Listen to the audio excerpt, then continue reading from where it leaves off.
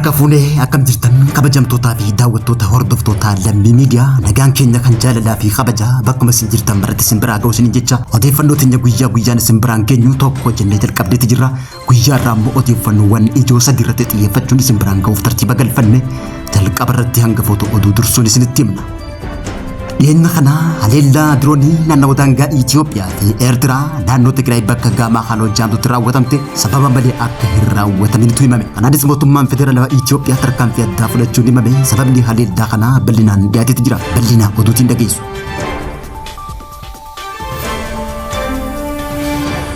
Ministeerri dhimma alaa biyya Somaalilaand Itoophiyaan buufata doonii barbaraa akka barbaadetti fayyadamuu dandeessi jechuudhaan Itoophiyaa fakkarra galaanaa barbaraa hayyamuu beeksise. Waraanni TPLF hangara Suudaan bobbaaftee Suudaan keessatti rakkoo hamaan qunnamaa jiraachuu waraana kanarraa dhagahameeti jira. Bal'inaan dhiyeessina. Daawwattoota fi hordoftoota lammii miidiyaa kanneen hangammaa isinitti himne ijoowwan odeeffannoo teenya guyyaa irraati amma gara bal'ina oduutti dabarra hanga dhuma odeeffannoo teenyaatti nu hordofuu hin dagatinaa isin jecha yaadaa fi gaafii qabdan karaa koomentiitiin nuuf qooduu hin dagatina amma gara bal'ina oduutti dabarra. መሰረታውን ማዘብ ይኻሊ ቴክኒክ ነገራት ከይጥቀም አይናት ትገብር ኣለና ከዞት አጅ ህብረተሰብ ደጋፊ አረጋጊትና አይና ብጣዕሚ ህብረተሰብ ወያኔን ብርመድማ ኢትዮጵያ ጸብሱፍ ኖተ ሻቢያ ወለነ ቅንዶሙዳን ወጎተ ለማን ከነ ሽሪ ተጠማ ቱርቴ ከይሳ tokko galgala jimmata dabree kana diroonii mootummaa Itoophiyaatiin haleelamee jiraachuu dhaga'e. Haleellaan diroonii naannoo Tigraay gaamaa haaloo keessatti raawwatamte kuusaa meeshaa waraanaa guddicha naannoo Shiree barbadeessuun dhaga'e.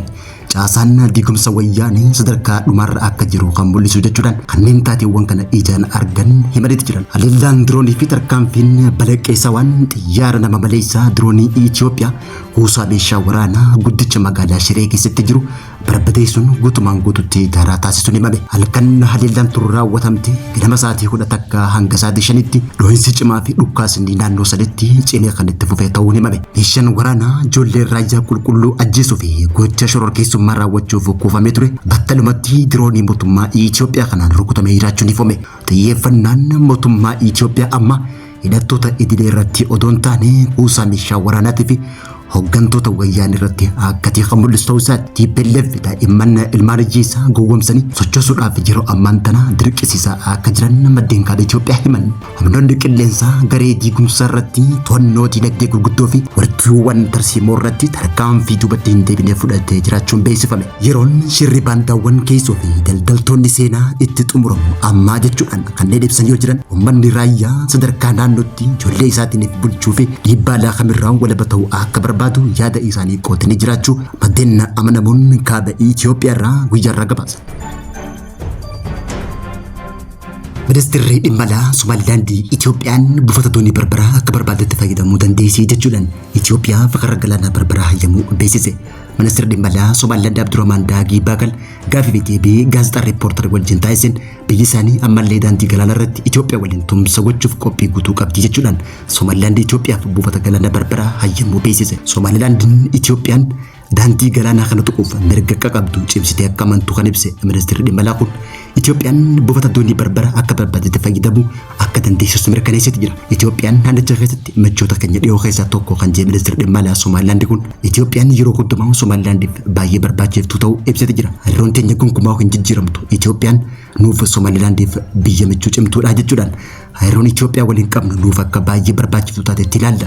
Buufata kana akka barbaadetti fayyadamuuf gonkumaa rakkoon tokkollee hin jiru jechuudhaan dubbate. Gaafii fi deebii tana keessatti gaazexeessaan Reporter gaafii sadarkaa qooda abbaa biyyummaa 19 buufata doonii barbaraa irratti qabdu jedhamu laalchisee gaafii gaafateen Itoophiyaan hanga ammatti buufata doonii kana hangoomne isii guutumaan guutuutti hin fayyadamne jechuudhaan deebii gabaabaa kenne. Ministeerri dhimma alaa Somaalilaand Abdurrahmaan Daagii Baakal Itoophiyaan Somaalilaandiif michuu ijoo ta'uu isii gaaf tokko gaafa isiin Somaalilaandiif beekamtii biyyummaa kennitu arguuf jirtaa jechuudhaan ni kennitis jennee amantaa guutuu qabnaa jechuudhaan dubbate. Haa ta'uuti malee Somaalilaandiin beekamtii argachuuf jettee immoo Itoophiyaa irratti dhiibbaa tokkollee hin gootu jechuudhaan dhiibbaa tokkollee taasisuuf hin barbaannu dhimma kana Itoophiyaan matuma isiitiif beekamtii kennuu qofa akka eegan cimsee dubbatee jira. Ibsi ministeera dhimma alaa Somaalilaand kun tumsa dippiloomaasii fi diinagdee gama lameenii itti fufuu akka danda'u kan agarsiisu ta'uu isaati. Ittuma dabaluudhaan gaafii gaazexeessaa kanarraa ministeera kanaaf dhiyaateen keessumattuu tan walii galtee gaafa pirezidaantii Somaalilaand duraanii Musee Bihi yookaan Irrooleen ministeerri muummee Itoophiyaa Dr. Abiy Ahmed walii galtee wal hubannoo hulaa galaanaa taasisee ilaalchisee wanti jijjiirame jira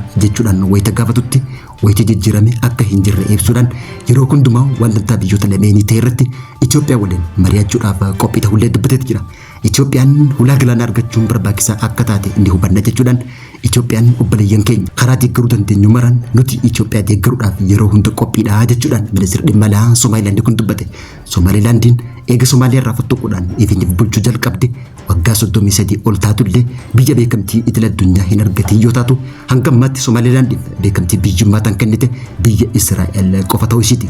Israa'el Somaalilaandiif beekamtii abbaa biyyummaa kan nu dhaalchise biyyoota gaafa Afrikaa dabalatee biyyoota Arabaa hedduu biratti mormiin kaafameeti ture. Somaalilaanditti aansee biyyi beekamtii biyyummaa Somaalilaandiif kennitu eenyu jettanii yaaddu? Itoophiyaan Somaalilaandiif beekamtii biyyummaa inni kennite mudhiif yaada keessan karaa koomentiitii fi yaada keessan karaa koomentiitiin nu qoodaa isiniin jecha amma kallattumaan gara odeeffannoo teenya guyyaa irraa qopheeffanne biraatti isin dabarsina.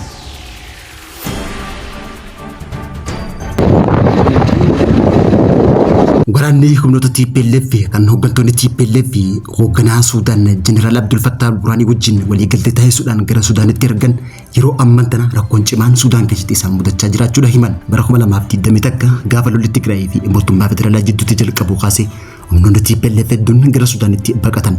Haa ta'uuti malee waraanni kun baqaaf baqatullee hooggantoonni TPLF mootummaa abbaa irree Suudaan hoogganaa waraana biyyaalessa Suudaan Jeneraal Abdul Fattah al-Burhaanii wajjin walii galtee taasisuudhaan waraana TPLF waraana biyya keessa Suudaan keessatti akka lolu walii galtee taasisanitti jiran. Waraana biyya keessa Suudaan keessatti taasifamaa jiru keessatti wayyaaniin kallattiin hirmaachuudhaan waraana idilee Suudaan kan dura taa'aa mana marii abbaa biyyummaa Suudaan kan ta'e Jeneraal Abdul Fattah al-Burhaaniitiin durfamu loltoota kiraa sassaabdota dhiyeessuudhaaf ifa gochuu beeksisan. Akka loltoonni TPLF waraana Suudaan wajjin lolaa jiran kanarratti waraana TPLF armii 70 keessaa kan ba'e loltuun Alamaat Zannabee jedhamu karaa miidiyaa hawaasaa isaan gaafii deebii loltuu tokko wajjin taasiseen akka ibsitti bara 2018 lakkoofsa Itoophiyaatti yeroo waraanni Tigraay ka'u isaan gara Suudaanitti baqachuudhaan garuu yeroo waraanni TPLF gara biyyaattiif duba deebi'an nuti lakkii ni dhumnaa jennee asitti hafne jechuudhaan yeroo san biyyatti galuuf ammoo yaaddoo qabaachuu maatii fi hiriyoota isaatti himee jiraachuudha ibse. Amma garuu Suudaan keessatti qormaanni jabaan akka isaan qunnamaa jiru himee jiraachuun mul'ate. Waraanni TPLF kun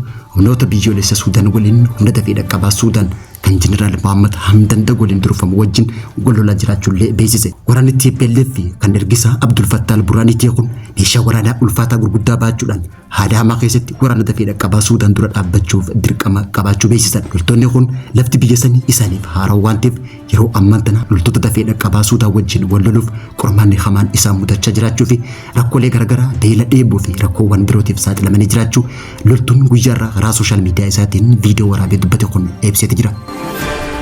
Daawwattoota fi hordoftoota lammii miidiyaa odeeffannoo teenya guyyaa guyyaan isin biraan geenyu keessa keessumattuu dhimma biyya keessaa akkasumas dhimma biyyoota alaa irratti xiyyeeffachuudhaan odeeffannoo teenya isin biraan geenyeen odeeffannoo guyyaa irraatiif qopheeffanne dhimmoota TPLF fi haleellaa waraanni Itoophiyaa daangaa Itoophiyaa fi Eertiraa irratti raawwate akkasumallee waa'ee hulaa galaanaa Somaalilaand Itoophiyaaf kan dubbisiifte ilaalchise kan isin biraan gaa turre kan gammaatti hordofaa turtanii odeeffannoo teenya kan biraatiin hanga walitti deebinutti turtii gaarii.